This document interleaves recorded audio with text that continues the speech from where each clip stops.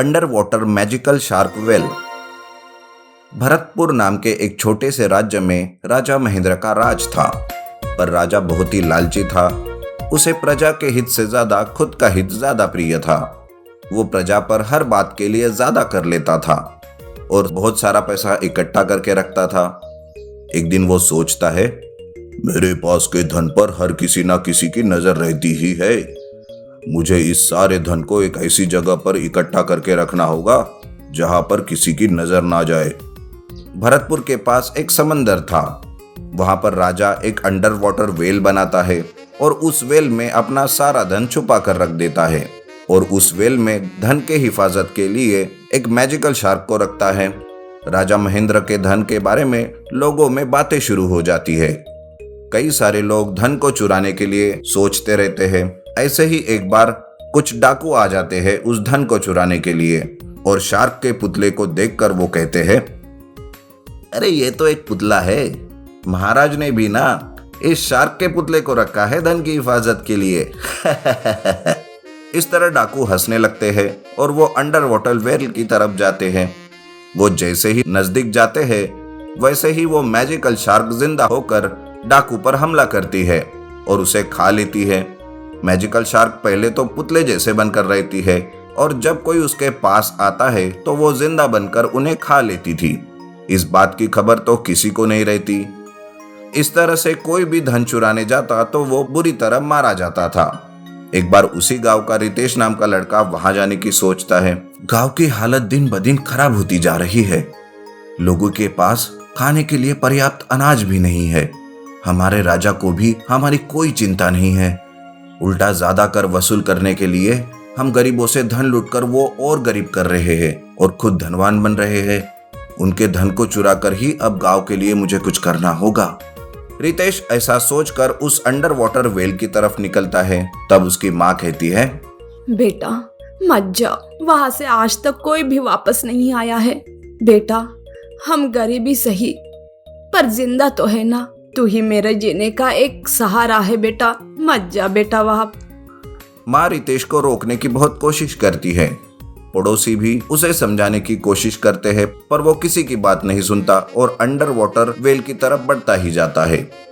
वहां जाकर वो शार्क के पुतले को देखता है और कुछ सोचने लगता है। इसलिए पहले वो एक बड़ी मछली पकड़कर उसकी तरफ फेंकता है, जिस वजह से वो मैजिकल शार्क जिंदा होती है और उस बड़ी मछली को खा लेती है और फिर से पुतला बन जाती है। अच्छा तो ये बात है, ये शार्क का पुतला मैजिकल है। मैंने भी कोई कच्ची गोलियां नहीं खाई, मेरे पास भी इसका उपाय है। ये सोचकर रितेश ढेर सारी मछलियां पकड़ लेता है और उन सारी मछलियों को शार्क की तरफ छोड़ देता है। मैजिकल शार्क का ध्यान उन मछलियों की तरफ डाइवर्ट हो जाता है। ढेर सारी मछलियों के बीच रितेश चुपके से अंडर वाटर वेल में जाता है और सारा धन चुरा कर गांव में वापस आ जाता है। रितेश धन को गांव वालों में बांट देता है। सब गांव वाले बहुत खुश हो जाते हैं और खुशी से रहने लगते हैं। गांव वालों को खुश देखकर राजा सोचने लगता है, अरे ये क्या हुआ? इन गांव वालों के पास तो कुछ भी नहीं था, अचानक ये सब इतने खुश कैसे हो गए? लगता है कुछ तो गड़बड़ है। कहीं किसी ने मेरा धन तो नहीं चुरा लिया? मुझे एक बार जाकर देखना ही होगा।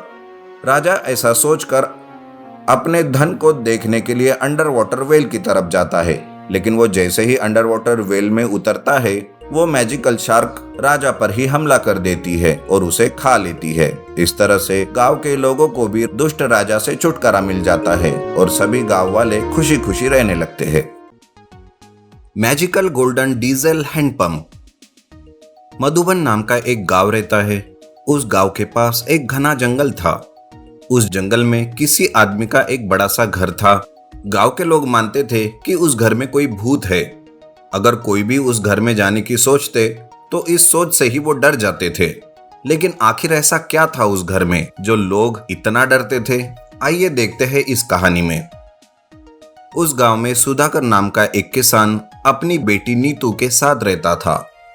सुधाकर दिन रात खूब मेहनत करता और खेत में फल उगाता था और उसे बाजार में बेचकर अच्छे पैसे कमाता था। कुछ साल इसी तरह से गुजर जाते हैं। नीतू बड़ी होकर अब शादी के लायक हो जाती है और सुधाकर उसकी शादी के लिए सोचता रहता है। नीतू अब बड़ी हो गई है, मुझे अब उसके लिए अच्छा सा लड़का देखकर उसकी शादी करनी होगी। ऐसा सोचकर सुधाकर नीतू के लिए लड़का ढूंढने लगता है।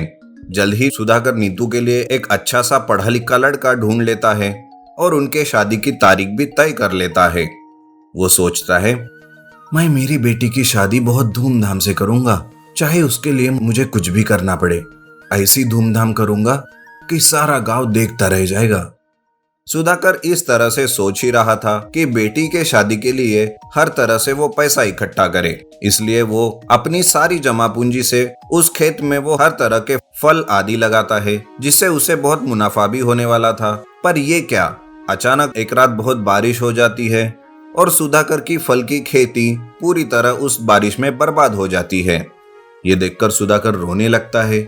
अरे मैंने अपनी सारी जमा पूंजी इस फल की खेती में लगा दी और इस बारिश की वजह से तो मेरी सारी फसल बर्बाद हो गई। हे भगवान, अब मैं क्या करूंगा। सुधाकर इस तरह से सोचता ही रहता है। उसे कुछ भी समझ नहीं आता कि क्या करे। घर पर जब भी वो नीतू का चेहरा देखता है तो उसे देखकर वो रोना चालू कर देता था, जिस वजह से नीतू भी एक दिन परेशान हो गई और वो एक दिन उसे पूछती है, पिताजी, आप क्यों इतना परेशान हो रहे हो?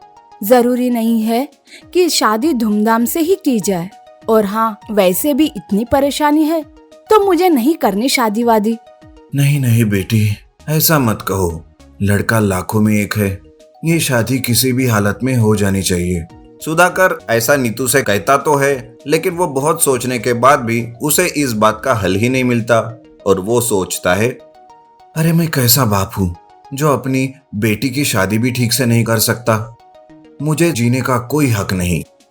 ये सोचकर सुधाकर जंगल की तरफ उस बड़े से घर के अंदर जाता है, ताकि उस घर के बारे में जो कोई भी मान्यता थी कि उस घर में भूत है, वो भूत सुधाकर को मार डालेगा। ये सोचकर वो उस घर के अंदर जाकर रोते हुए बैठता है कि उसकी आहट से एक बड़ा सा डरावना सा घोस्ट उसके पास आता है और वो सुधाकर से पूछता है, अरे तुम क्यों ऐसे रो रहे हो? क्या हुआ तुम्हें? मुझे मार डालो, मुझे जीना नहीं, इसलिए मैं मरने के लिए यहाँ आया हूँ। पर तुम मरना क्यों चाहते हो? अरे एक बाप होकर भी मैं अपनी इकलौती बेटी की शादी नहीं करा सकता। कैसा बाप हूं मैं? मुझे जीने का कोई हक नहीं, इसलिए मैं मरने के लिए यहाँ आया हूँ। इस तरह से सुधाकर उस घोस्ट को सारी बातें बता देता है।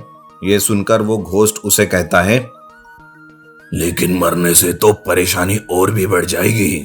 तो फिर तुम ही बताओ क्या करूं मैं? इसका एक हल है मेरे पास, आओ मेरे साथ, मैं दिखाता हूं तुम्हें। घोस्ट सुधाकर को ले जाकर उस घर के अंदर एक मैजिकल हैंडपंप के पास लेकर जाता है और उसे कहता है, ये देखो, ये कोई ऐसा वैसा हैंडपंप नहीं, ये एक जादुई डीजल हैंडपंप है। इससे तुम जितना चाहे उतना डीजल निकाल सकते हो और बाजार में बेचकर पैसा कमा सकते हो। बस तुम्हें मेरे लिए एक काम करना होगा। अच्छा, वो क्या काम होगा, बताओ मुझे। तुम रोज इस मैजिकल डीजल हैंडपंप से डीजल निकालने के लिए जब भी यहाँ आओगे, मेरे लिए एक मुर्गी लेकर आना होगा। वो तो मैं आसानी से कर लूंगा। इस तरह से सुधाकर रोज एक मुर्गी लेकर उस घर के अंदर जाता और घोस्ट को देता और उस मैजिकल डीजल हैंडपंप से डीजल निकालकर सुधाकर उसे शहर में जाकर बेचने लगा। इस तरह से सुधाकर कम समय में ही ढेर सारे रुपए कमा लेता है और अपनी बेटी की शादी बड़े ही धूमधाम से करवाता है। इस तरह से वो रोज उस भूत के लिए एक मुर्गी लेकर जाता और उस मैजिकल डीजल हैंडपंप से डीजल निकालकर शहर में बेचता और अपनी जिंदगी खुशी से बिताता।